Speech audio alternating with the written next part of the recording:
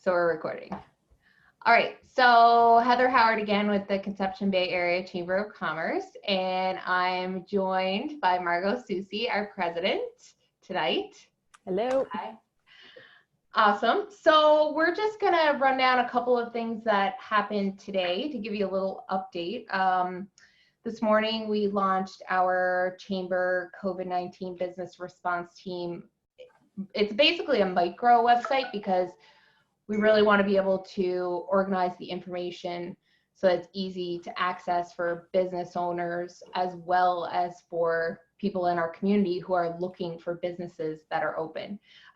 Because in conversations with people in the community, I've noticed that, and even online on Facebook, people don't really know that what businesses are doing. So I didn't tell you this, Margo, right now I have 15 responses from business owners in the Nice. Inbox there. So hopefully by tomorrow we'll have a little bit of a mini directory launched on that, and we'll put that out on social media. Mm-hmm. So I think, yeah, I got a lot of really great feedback on that. So that's good. And if anyone's watching this who hasn't filled out what you're doing, if you're closed, if you're open, if you're modified, you can do that on the website, and I'll put the link in the description of this video. So today from the provincial government, did you watch the update, Margo? Yes.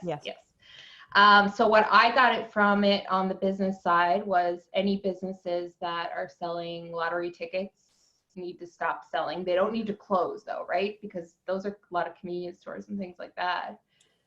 Yeah, I think it's just that particular product is how I gathered. So I don't think there's any that are standalones that are just doing that. So they're just limiting the products, I think, that are available, which they're just trying to limit the number of people, just not essential services going out there. Exactly. Also, I got, and this was a little bit of a mixed message. So I'm going to clarify what I got from it. Dwight Ball did say about businesses adjusting hours to reduce the density in stores. Mm-hmm. But he did say to decrease the hours to reduce the density, but then corrected himself in saying maybe it means increase the hours to reduce the density, which would kind of make sense to me. Mm-hmm. Did you get that? Yeah, I'm always unclear on that one, because when anyone reduces hours, it tends to create that cluster. So maybe they're just trying to stagger do it in conjunction with another mandate or entity or something that circumvents the whole point of trying to reduce the hours, but also not creating more people in the same place at the same time. Yeah. And I guess some businesses as well are limiting the number of customers that come into the store, which seems to be working well. The businesses that I've seen do that. So that was all on the provincial that I got. Yeah, it's just become the daily check-in to see how things are moving and shaking. And I think all in all, outside of that one cluster, I think the province is doing a pretty good job, and hopefully that keeps going. On the business side, we know it's been a rough go. There's no easy way around it, but the faster and quicker and cleaner we get through it, then, everyone benefits. So it's tough, but it has to happen, and we just got to move forward. Exactly. So on the federal side today for business, there was a little bit more clarity on the 75% wage subsidy, but still a lot of unanswered questions. What did you take from that?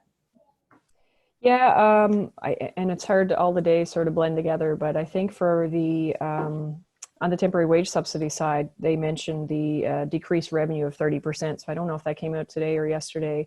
So if you can show that you had 30% or more reduction in sales, then chances are you're going to qualify for that wage subsidy.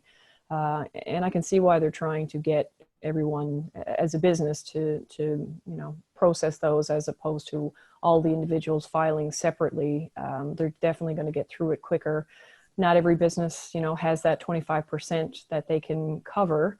But those that are in a capacity to do it, it's probably in everyone's best interest to keep your your employees connected. And there's probably, we've seen a lot of businesses pivoting to other, finding ways for that personal protective equipment or whatnot to, they're just rolling with it. So if there's a way that you can use those employees in a different way than maybe you were using them before, maybe that's where that benefit will come in, and you can still keep the doors open in a different capacity even. And others are just trying to show loyalty and just keeping the employees staffed because they know they're in a tough spot as well. That was the biggest thing I think I saw from the temporary wage piece. So here is a question from one of our members that maybe you and I can kind of just chat about. And now, of course, the actual, like, there's actually nothing in print that I checked. There's nothing actually up on the website about what was said today. So I'm going to read. Rehire staff who are laid off or retain existing staff and encourage businesses to pay the 25-cent if they can afford it.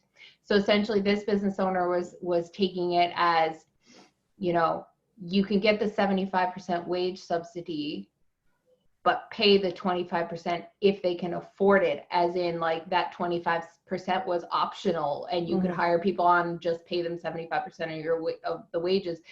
Did any message come across to you that is that even legal in Newfoundland?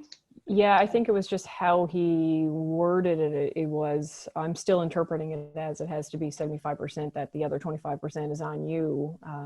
I think it was more in a position of who's able to do it versus it not being an option. I think it's still going to be 75% and the other 25% is on you. Now, maybe with other, products, I'd never encourage anyone to borrow to make that work, but maybe there's another way to cover the 25%. But yeah, I'm still interpreting it as they still are on the hook for 25%. Yeah, and it was more like if you're in a position, if this makes sense financially.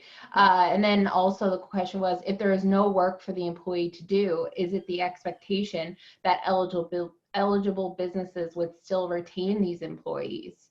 Or is that likely to be seen as trying to circumvent the program?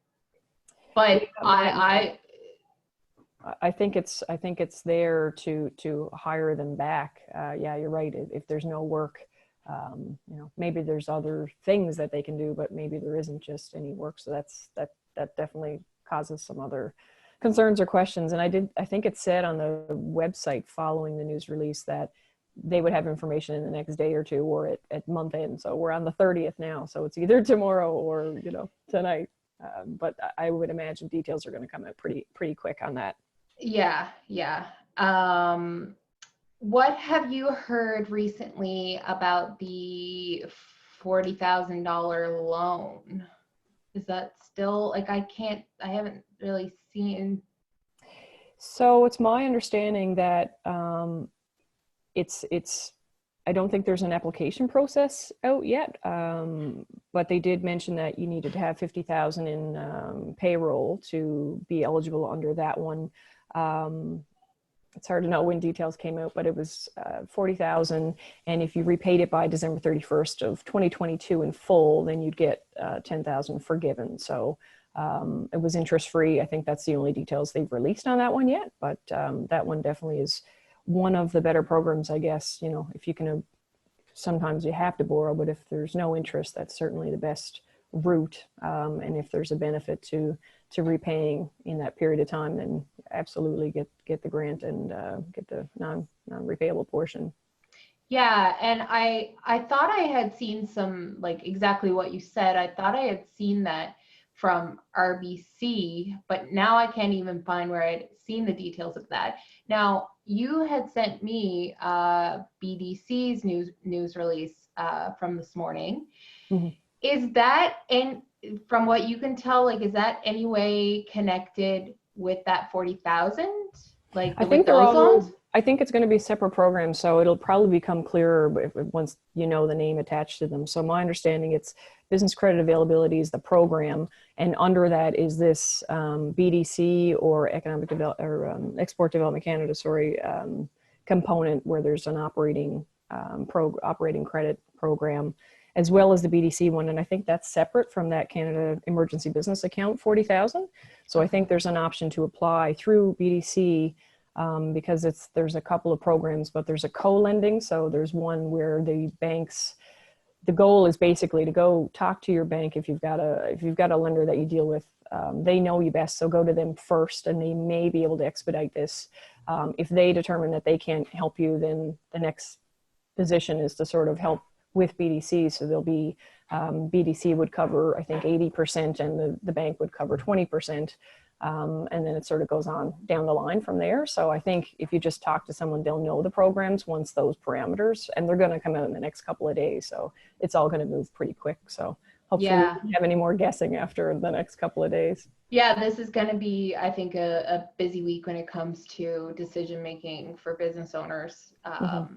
So from the CBDC side, do you have any advice for business owners when it comes to making these decisions and creating a plan? You know, you've always dealt with a business plan. Like, we don't really have time for in-depth business plans. So what do you do? How do you make these decisions?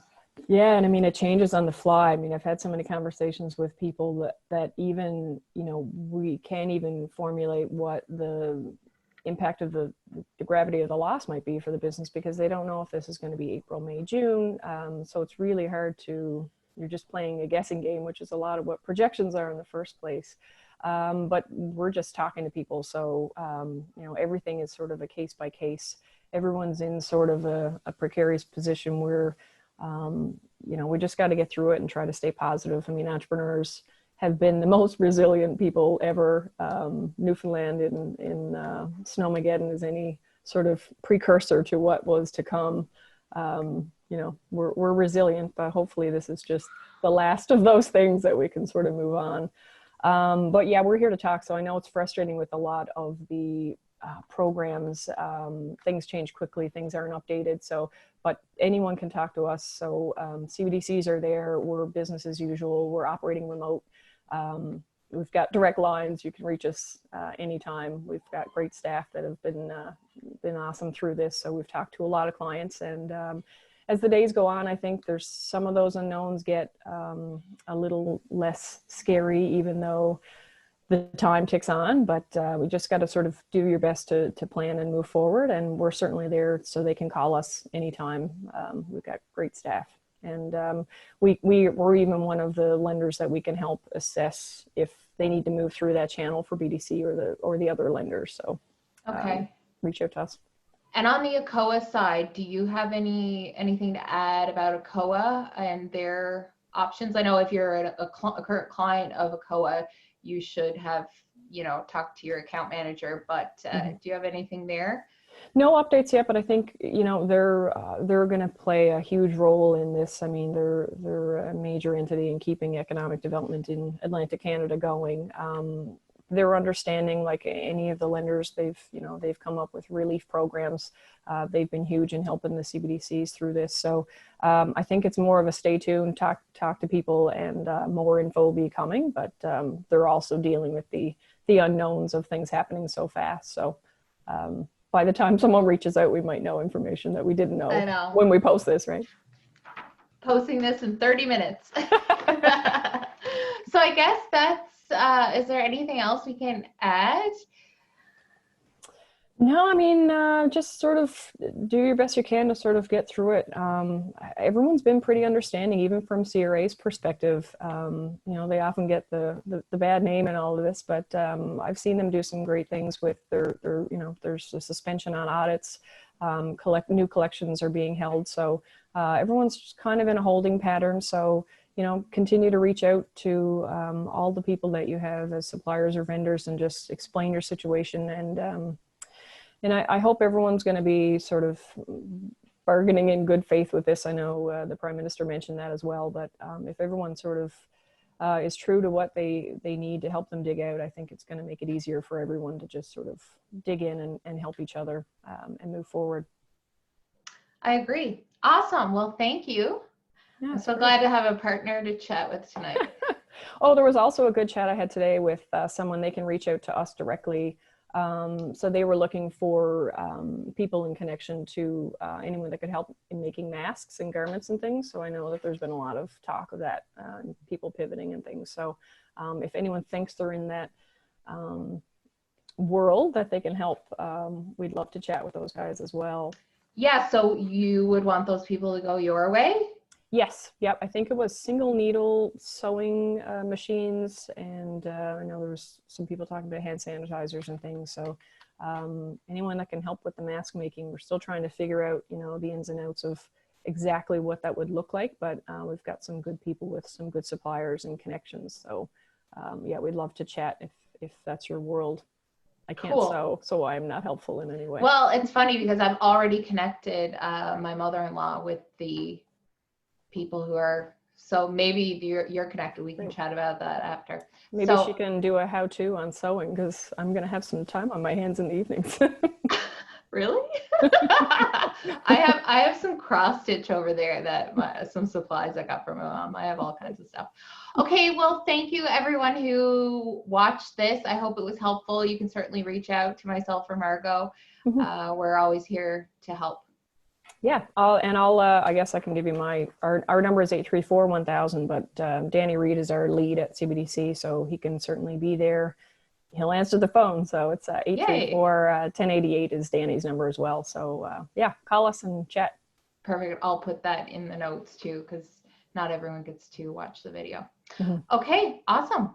Great. Thanks for everything you're doing, Heather. Keep up the great work. Thank you. All of the businesses love you and support you, and we need you, so don't go anywhere. I'm just staying home. Talk to you soon.